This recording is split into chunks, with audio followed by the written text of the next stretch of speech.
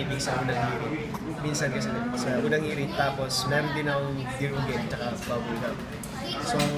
So far, yun yung pinagkakabisihan ko. Doon ako nagtitaping. Yan tayo doon. Ano yung mga favorite mo sa hanggang makita ko? Yung pinaka-paborito ko doon, yung nagharap-harap kami nila Calvin tsaka nila Angela.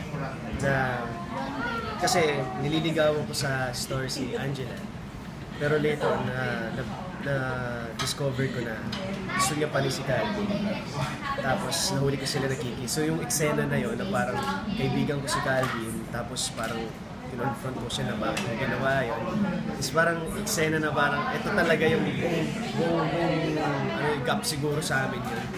So yun yung pinaka mahabang parang batuhan namin na parang intense na gusto. Same time yung week 12 na naliligaw na ako kay Angela. Sinamahan ko siya sa pag-ano ng family niya. Tapos ako yung laging parang shoulder to cry on niya. So parang natuwa lang ako na parang biglang tumaas yung character ko bilang third wheel. Kasi before parang siya lagi lang kasama ni Calvin, gano'n. So thankful ako sa mga writers na nag-build ng character ko sa mga tao. How is it working with Derek naman since di ba magka-rebel yung role niyo dito? Si Derek, on and off cam, good kami yan. Kasi pagka off cam, wala kami ginawa kundi kumain. Kami yata pinakamatawa sa set. Pupunta kami sa basket ni Bea. Uy, bayad! Sa kay Kim, punta kami kay Kim. Hingi kami ng food sa kanya. Kasi sila may dala sila, may mga bahan silang food.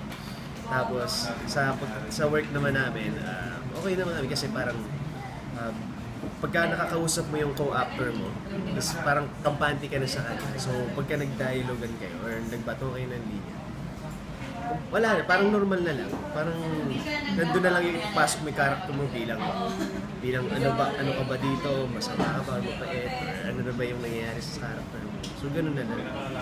Pasok, input na lang na character. Gano'n naging importante yung role mo rito doon sa last week ng soap?